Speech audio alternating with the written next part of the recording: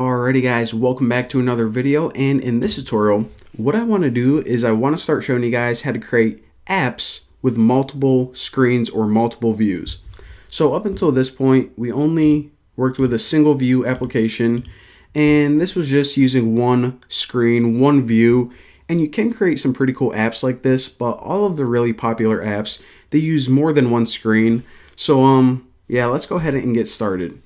Now there are a lot of different templates that you can use to get started, but the easiest way to learn, in my opinion, is just using this tabbed application. So what this does is if you select this and click next, it's going to start you off with two different views, two different screens. Now for this, I'll just name it like tab, I don't know, example. Everything else looks good. Next. Sure, that looks good right there. And alright, so let's go ahead and look at our storyboard first. So the first thing we see is, well, first of all, it's pretty big. So if you just scroll to the right and right click, you can zoom to 50%. And that lets me show it a little bit better. And also if I adjust this. Alright. Maximize my teaching area right here. Alright. So we see that it's not really set up like a typical app, like a single view application. Now here's what we have. We have one gray thing called a tab bar controller, and then we have two of these things that kind of look like the views we were used to before. So let's run this example again, seriously. And let's see what we got. Alright, so by default, before we add any code or add any things to the interface, this is what it gives us. Now this gray area right here, this main thing on the left, what that is resembling is this down here. Now the reason that it's gray instead of a separate view is because that part, it doesn't change. No matter where you are in your app, this bottom bar, this tab bar controller, is always going to stay in place. It's not going to disappear or anything. Now these views, we can switch between them by clicking these buttons down here. Now of course we got two right now, the first view and the second view, and that was just what we are given by default, just to show us, you know, the bare basics of how this navigation controller works. Now let me go ahead and close out of this. And in order to really understand how everything is put together, instead of me just saying, okay, giving you a bunch of terminology, I think the easiest way is just to create a brand new screen. So we already have this first one, we already have a second one. Let's go ahead and create a third one, and we'll create this one manually. And once we see how to create it, we're going to understand piece by piece exactly how it's done. So to add another screen, what I want you guys to do is go, let me give myself a little bit more space. Go down on the bottom right and click View Controller and drag it out. So this is going to give you a new view controller, in other words, another screen. Now, before I go on, I want to mention this. Why am I saying view controller sometimes, and why am I saying screen? Technically, these different areas you look at, these different screens, are called views. However, I really don't like that term because everything, all of these things right here are views. All the items you add are technically views. All the entire screens, they're technically views.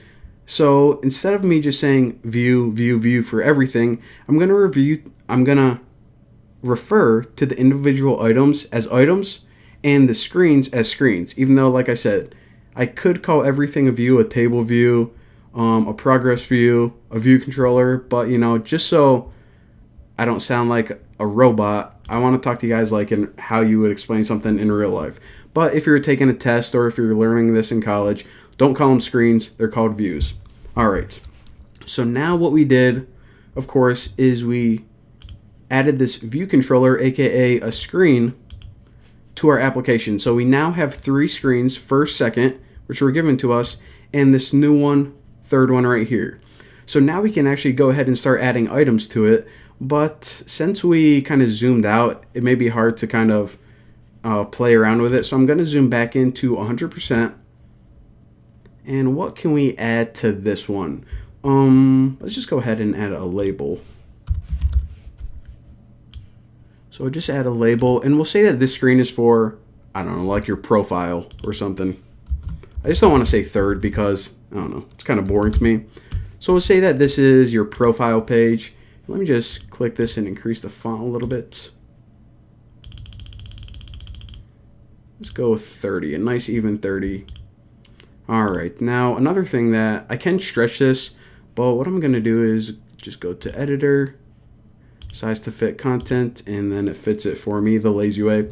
And another thing I want to do is just change the background of this, just because all this white, I really wish that they did give you kind of a tinted background by default, because when I'm just like looking at this close up, I'm like, okay, where is it, on the left or right? And then I have to like search for it. So I like to give everything a nice little tint. All right, how about this blue right there? Good enough. All right, so now we have, like I said, 3 different views, 3 different screens. So now let's run this in the simulator and check it out. All right, we have the first one, we have the second one. Where the heck? Come on. I thought we just made a brand new view, a brand new screen. So where the heck is it? Well, we did create a brand new view. Let me close out of this. It's annoying me. However, we have to tell iOS to actually connect this with the main navigation.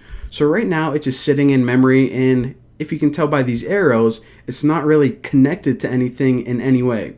So how do you connect this to the main tab bar controller so it's aware of it? Well, the first thing we should probably do is zoom back out so we can see the grand scheme of things. And now this is actually probably the easiest thing you ever will learn in your life. If you just hold down Control and click anywhere in this tab bar controller and add a line, boom, look at that. It adds that connection, but now it's asking what kind of connection do you want. And I'm going to talk to you guys about all of these in detail later on, but for right now, just choose View Controllers. That's kind of like the default connection. And now you can see that we indeed do have an arrow.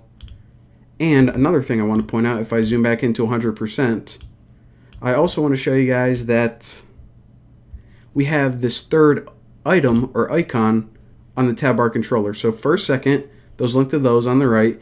And this last one, this item, it links to this view right here.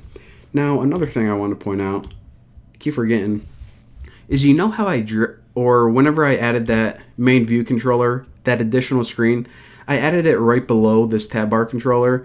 It doesn't really matter where you add it. I just did that because, I don't know, there's some space down here, but you can add it above, to the left. You can even add it way over here. It doesn't really matter. So I just wanted to point that out real quick. So anyways, zoom back into 100. And now let's go ahead and run this again and see what we're working with. All right, so we got the first given to us by default, the second, and now we have this third right like that. So now we can navigate between the 3, which is pretty sweet, but we have a couple issues. First of all, it's called item, and I want to change it to profile. Second, we're kind of missing an icon right here. So in the next tutorial, what I'm going to do is I'm going to show you guys how to fix all of those problems. And also, right now we just have a screen and it doesn't have any brains. So I'm going to show you guys how to add brains to your screens too.